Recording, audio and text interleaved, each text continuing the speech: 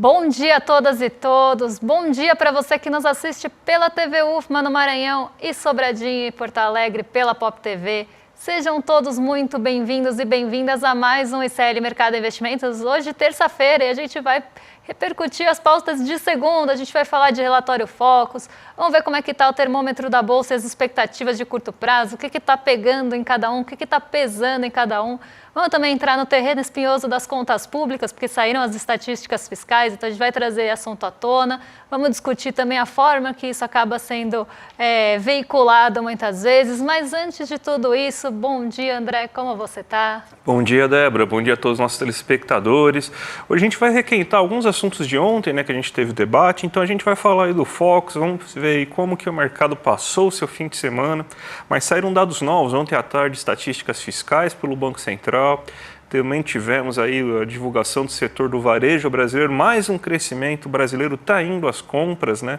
Então tem bastante assunto para a gente tratar nessa manhã de hoje, então a gente já pode, inclusive, começar com a nossa agenda, né? Então vamos ver o que nossos telespectadores podem enfrentar nesse dia de hoje, Débora? A gente continua, André, com a agenda bem repleta de resultados corporativos e balanços, vocês vão ver antes e depois do fechamento de mercado.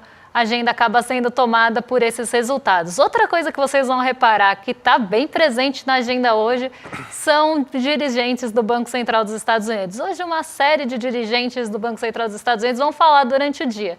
Então vamos ver quem que fala o quê e quem que solta resultado. Bom, antes da abertura, o balanço do BTG Pactual já foi conhecido e também lá nos Estados Unidos, Home Depot. Então, esses já saíram. Também já saiu às 4 horas da manhã o índice de preços ao consumidor da Alemanha em outubro e o índice de expectativas econômicas por lá também.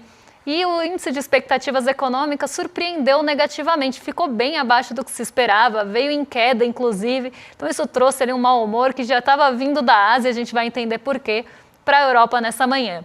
Aqui às 8 horas teve ata do Copom também, mais do mesmo, nada muito novo sob o sol. E às 9 horas o IBGE divulgou o varejo restrito e ampliado. O que é varejo restrito e ampliado? Pesquisa mensal do comércio aqui para ficar mais fácil para vocês. Então, os dados de varejo restrito e do varejo ampliado. A partir do meio-dia a gente começa a ter, como eu falei, os dirigentes e diretores do Banco Central dos Estados Unidos participando de eventos ou dando pronunciamentos. Então, meio-dia a gente tem já o primeiro, em seguida a gente tem meio-dia e 15, o presidente do Fed de Richmond, o Tom Barkin, discursando um evento. Às 4 horas, o presidente do Fed de Minneapolis, nesse caso, participando também do Yahoo Finance Invest. Na Argentina tem inflação ao consumidor hoje também, CPI de outubro. Depois o presidente do Fed da Filadélfia vai a público também discursar. Presidente do Fed de Richmond, de novo aqui em um outro evento às 7h30. Então, como eu falei, a agenda está bem tomada por esses discursos de dirigentes do Fed, o que deve ganhar até um pouco mais de relevância, porque se tem uma incerteza em relação à próxima reunião de política monetária por lá. E aí a gente começa a ter, como eu falei, depois do fechamento, uma outra série de indicadores, que aí são os balanços que saem depois do fechamento do mercado. CSN, que estava na outra página, CSN Mineração, CVC, Eneva, Hapvida, IRB, Raizen, SLC Agrícola, Stone. E além de tudo, hoje ao longo do dia, na verdade até já saiu, então foi na parte da manhã, o relatório mensal do OPEP, que revisa não só ali as perspectivas para a produção ou para a demanda do petróleo, mas também para alguns indicadores globais. Então, uma agenda bem focada, André, como eu falei, em resultados corporativos e dirigentes do Fed. Eles tomaram a agenda toda. Então, um dia bem agitado aí, todo mundo esperando ainda o tal do maldito corte lá, vamos ver se vai sair hoje, né? Mas vamos passar para o nosso giro de mercado aqui, que a gente, com a abertura aqui, que a gente fala aqui para vocês aí, a ata do Copom aqui no Brasil em destaque, também está esperando também a questão aí dos cortes de gastos, que não deve sair hoje, deve começar a sair lá para amanhã ou quinta-feira, mas a gente pode começar pela Ásia, que está seguindo uma tendência meio que mundial, que é esse nervosismo com a vitória do Trump, lá essas incertezas, esses protecionismos, e a Ásia está sentindo bastante, né? Tanto os mercados mais ligados ao Ocidente quanto a própria China, né? Exatamente, todos eles foram para o terreno negativo, caíram em bloco hoje, e muito por conta dessas incertezas levantadas em relação a nomeação do gabinete, né, ou quem que vai ocupar qual cargo na presidência do Donald Trump, ou sob a presidência do Donald Trump nos Estados Unidos. Para a Secretaria do Estado, está sendo ali ventilado Marco Rubio, né? E Marco Rubio é um conhecido, é bem conhecido, na verdade, por se opor à China, né? Então ele já teve ali pronunciamentos em relação a isso, já se colocou ali contra a China, já trouxe ali falas em relação a isso, também Irã e outros países, Venezuela, então ele é conhecido por isso. E a China, então, hoje acabou reagindo negativamente a isso, porque já se espera de um governo de Donald Trump um maior protecionismo. Isso já está sendo esperado, principalmente em relação à China, né? Tarifas de importação mais altas, outras possíveis barreiras comerciais. Então, isso já é esperado. Se ele for realmente ocupar essa cadeira, isso pode se intensificar, inclusive, com outras tensões. Então, as tensões geopolíticas na China hoje acabaram ficando em voga, elas acabaram ficando ali bastante no radar, e isso fez com que o Xangai Composto recuasse bastante. O Hang Seng, que é aquela bolsa mais ligada à tecnologia de Hong Kong, também caiu bastante hoje. Mas vamos ver aí, vou colocar na tela o Xangai Composto para vocês, caiu 1,39, justamente reagindo a isso. Então, o que a gente teve na sexta-feira, até para voltar um pouquinho, porque ontem a gente acabou tendo debate aqui no programa, a gente não falou de Ásia. Na sexta-feira saíram aqueles pacotes de estímulos da China, mas não o detalhamento do pacote, só o aumento ali do teto da dívida. E o mercado achou isso insuficiente para que se estimulasse a demanda ou a economia chinesa. Depois disso, a gente começou a ter queda no preço do minério de ferro, que está afetando muito a nossa Vale aqui no Brasil, mas a queda do minério de ferro vem muito por isso. Então, o Xangai Composto está numa tendência aí negativa há algum tempo por conta desse pacote que não acabou trazendo um ânimo. Muito pelo contrário, acabou decepcionando o mercado. O mercado queria mais de estímulos da China, quem diria, né? A China pode tudo nesse caso. Então, queria um pacote de estímulos à economia um pouco mais detalhados. E em seguida, a China vem com um novo pacote, que aconteceu nessa madrugada, divulgação, em relação a impostos sobre imóveis que estão sendo discutidos para tentar, inclusive, levantar o setor imobiliário. E o Hang Seng é uma bolsa que tem muita tecnologia e também tem essas incorporadoras chinesas. Mas nada disso foi suficiente também para levar essas bolsas para o terreno positivo. Elas ficaram no negativo, ficaram no vermelho, muito por conta realmente dessas tensões que podem ser criadas em relação aos Estados Unidos. O Japão está tentando fazer ali algumas reuniões já com o Donald Trump para melhorar a relação Japão-Estados Unidos. Então a gente vê os países asiáticos nessa sinuca aí com essa vitória de Donald Trump, e isso acaba impactando os mercados de forma geral. E no caso da China especificamente, acaba impactando indiretamente ou consequentemente o Brasil. Porque se a gente tem uma queda no preço do minério de ferro ou outras commodities que a gente exporta para a China, isso vai prejudicar aqui principalmente a nossa bolsa. E a gente vê, e outros pontos também, né? A gente está falando do nosso maior parceiro comercial. Então, isso tudo está causando incerteza, e isso está afetando aqui já a Vale, por exemplo, que faz 3 dias que tem dias muito negativos e cada vez mais ali caindo mais de 3%, 4%. Então a gente tem que ficar atento justamente a isso, porque tem os fatores diretos ali da eleição do Donald Trump dos Estados Unidos e tem os fatores que vêm indiretamente. Então a gente precisa olhar para todos para tentar ver quais são os próximos, ou para tentar ver mais o horizonte e a figura ampla. Mas vamos vir para o Brasilzão, André, falar de varejo? Vamos sim, porque saíram os dados do varejo, né? Dado importante, aí mais um crescimento aí 0,5 no mês de setembro. Se a gente for pegar esse ano, a gente teve 7 altas mensais e apenas 2 quedas. É muito importante o que está acontecendo no varejo. A gente está tendo aí um varejo bem aquecido. Dessa vez, se você for pegar no varejo restrito, foi o artigos de uso pessoal, né? Outros artigos de uso pessoal, combustíveis. Você tem também o setor aí de supermercados e hipermercados puxando para cima esse índice. Então a gente tem resultados bem impressionantes.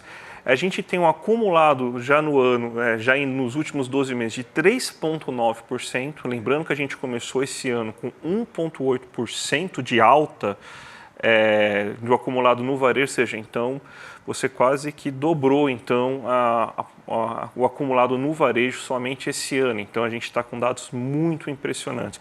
Vamos mostrar primeiro um gráfico aqui para ver como que está a evolução aqui do varejo, que você teve aqui, ó, 0,5% de aumento no varejo entre setembro e agosto e 1,8% no varejo ampliado, porque você teve uma alta de 6,6%, não é errado o que eu estou falando, 6,6% na venda de carros em somente um único mês.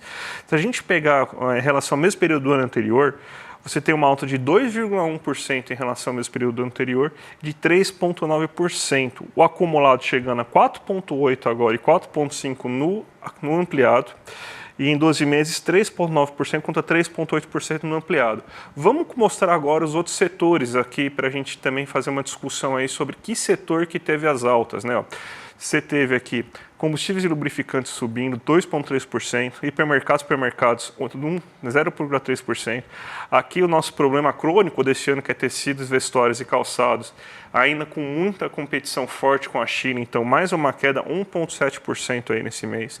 Móveis eletrodomésticos que vinham crescendo bem, teve uma queda de 2,9%, pode ser também um efeito sazonal, porque agora começa o ciclo de compras de fim de ano a partir de outubro, e a gente lembrando que a gente está falando dos dados até setembro, mas esse dado aí que estava indo muito bem, ele teve uma forte queda de 3%. A farmacêutica perfumaria 1,3%, material de escritório, outra coisa que também deve ser muito impulsionada a partir de outubro, novembro, com Black Fridays e equivalentes, porque aqui no Brasil a gente tem Black Friday, Black Thursday, tem Blue Friday, depende da loja que você vai comprar, Cyber Monday. Cyber Monday, se depende da loja aí, cada nome é um, né?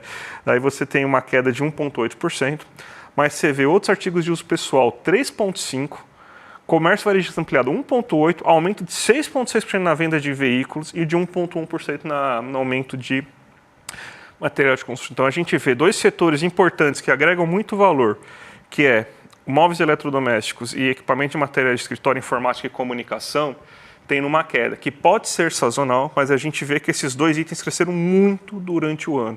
E outros artigos de uso pessoal crescendo bastante. O que está acontecendo? O brasileiro está com renda aumentando, você pode pegar isso, pode discutir com quem você quiser, mas a gente tem que observar o que os dados nos mostram. Os dados mostram lá, segundo a PNAD, que a renda média do brasileiro vem aumentando, que o brasileiro está conseguindo um aumento real de salário, seja via salário mínimo, seja via negociação salarial. Está mostrando também um desemprego cada vez mais baixo e com menor subutilização do emprego, inclusive está baixando os dois. Isso aí faz com que o brasileiro tenha mais segurança para comprar, mais renda para comprar. É um brasileiro que passou anos com demanda reprimida, que queria comprar, mas não tinha possibilidade de comprar porque a renda não crescia, porque o desemprego era alto, o medo do desemprego era muito maior. Daí o brasileiro, com menos medo do desemprego e mais renda, está saindo as compras. Então não é à toa que depois de um ano de melhora econômica, agora no segundo ano de melhora econômica, com cada vez menos desemprego, com a renda aumentando cada vez mais, e com o aumento real de renda, se a gente for pegar salário mínimo, se a gente for pegar dados da PNAD, dados do Diese, a gente está vendo aí justamente isso. Então, o que acontece? O brasileiro fica mais confiante e vai comprar, Débora. É algo que vem aparecendo, inclusive, nas pesquisas, né, de forma geral.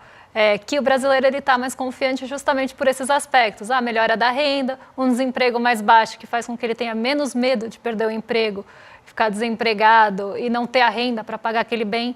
Então aqui a gente está falando de móveis e eletrodomésticos ainda no mês de setembro. Vamos ver como é que isso vem agora a partir de outubro e novembro, com toda a questão de Black Friday e compras de fim de ano mesmo.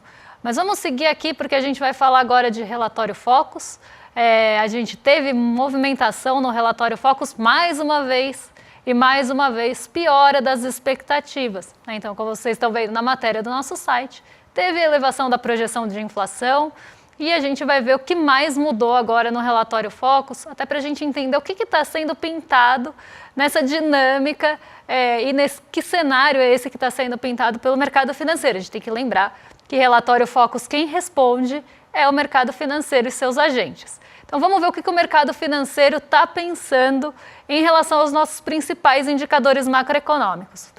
Para o IPCA, a gente tem para 2024 4,62, então a inflação esperada está em 4,62 para o final do ano e 4,10 para o final do ano que vem. O PIB não teve variação nesse ano, lembrando que o PIB ele vinha subindo aí semana após semana no relatório Focus. Para esse ano, nessa semana a gente não teve mudança, está estável em 3,10, mas para o ano de 2025 que vinha caindo, a gente viu uma revisão para cima muito marginal, pequena revisão aí para 1,94. O câmbio, ponto importante aí que tem sido também revisado todo o relatório Focus. Semana após semana, o mercado financeiro está subindo a projeção para o câmbio do final do ano, agora em R$ 5,55, e antes estava em 5,40, para o ano que vem, em 5,48, também em alta. Então o mercado está ali esperando que o câmbio vai subir no final desse ano e do ano que vem. E a taxa Selic não mudou ainda, porque eu não duvido muito que ela vai subir, porque algumas casas já estão revisando a sua taxa Selic terminal de 2024 para 12%, já buscando ali uma alta no final do ano de mais 0,25 ponto percentual, então não me choca se isso aparecer. Inclusive tem projeções maiores de alta na taxa Selic para o fim do ano, então ela pode ficar inclusive mais alta nos próximos relatórios Focus. O que a gente tem que lembrar aqui, relatório Focus mede ou divulga, né? No caso ele mede várias coisas, mas ele divulga a mediana. E a mediana às vezes demora para mudar, dependendo ali de como é que está o conjunto de dados. Lembrando que mediana é aquele número que corta o conjunto ao meio, não é a média. A média normalmente acelera antes e depois a mediana desloca. Então isso a gente ainda não vê no relatório Focus, mas não se espantem se nas próximas semanas a Selic terminal de 2024 começar a subir. E 2025 ficou estável ali, 11,5, também mostrando que o mercado espera um ciclo de quedas menor no ano que vem. Que recado que o relatório Focus está querendo passar para a gente aqui? Que a inflação vai ficar mais alta do que se esperava nesse ano, mas em 4,62, então já acima, inclusive, da meta. O câmbio poderia ser um fator de pressão, inclusive, para esse IPCA. Então, o câmbio ele vem sendo revisado semana após semana e cada vez mais próximo aqui ao dólar, eu diria o dólar à vista, porque a gente tem uma dificuldade de prever câmbio. Câmbio é uma variável difícil de se prever. Então, o relatório Focus, normalmente, ele tenta aproximar o câmbio terminal do dólar à vista que está sendo negociado.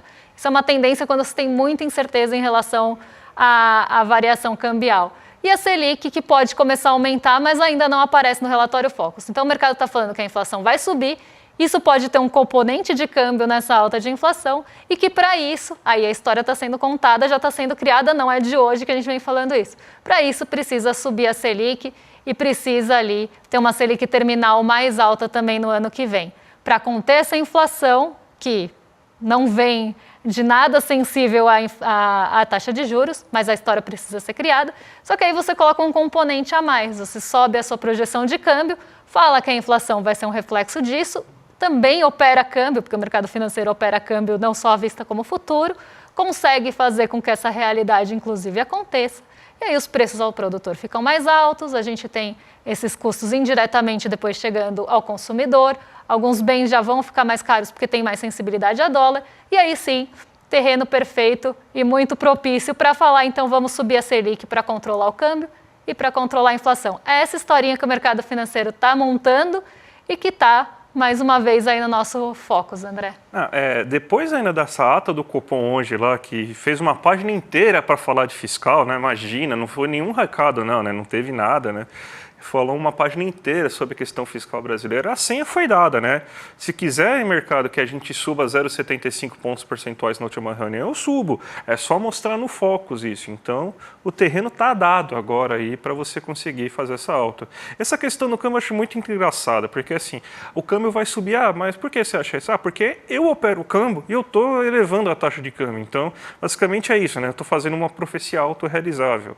Mas é aquela coisa, né? O mercado está colocando a faca no pescoço do governo, o corte de gasto aí está sendo cada vez aí mais, estão pressionando cada vez mais por esse corte de gastos, daí o mercado fica azedo, tá uma beleza, né? E teoricamente esse corte de gastos aí é para você conseguir reduzir esse déficit e você chegar na meta, né? Então já que a gente está nesse assunto, vamos falar aqui do resultado fiscal do governo que saiu ontem à tarde aí pelo Banco Central do Brasil. Você teve, então, um déficit primário de 7,3 bilhões em setembro. É o menor resultado negativo aí, se a gente for comparar desde no mesmo, um resultado negativo menor, se a gente for comparar com o mesmo período anterior. Então, pelo menos os críticos não podem culpar o governo de estar tentando aí fazer esse ajuste. Aquela coisa. Eu concordo? Não concordo, mas está tentando. Então, o mercado devia ser mais, vamos dizer assim, menos agressivo. Assim. Vamos mostrar aqui no gráfico aqui, o que está acontecendo aqui com a dívida pública. Você vê aqui, ó, em janeiro, começa aqui, ainda aquele efeito lá, já estava caindo isso a partir de janeiro, você vê que o positivo começa a diminuir cada vez mais. Aí chega lá em novembro de 23 com um déficit de 131,3 bilhões, equivalente a 1,22% do PIB. Aí, em dezembro de 23, você tem esse salto gigantesco que é o quê? O pagamento dos precatórios. E isso aqui influenciou basicamente a trajetória do ano inteiro. Ó. Você vê que a barriga cresce aqui, você não tem um estouro tão grande das contas públicas e começa a cair nesses últimos meses do ano. A gente sai das contas públicas aqui em janeiro, aqui, basicamente a gente está no mesmo, né? A gente teve uma leve queda, mas se a gente pega de fevereiro, a gente saiu de 268 bilhões de queda na conta pública, no déficit público, para 245 bilhões. Então saímos aqui de 2,44 para 2,15. Tá, beleza, é insuficiente, vamos dizer assim.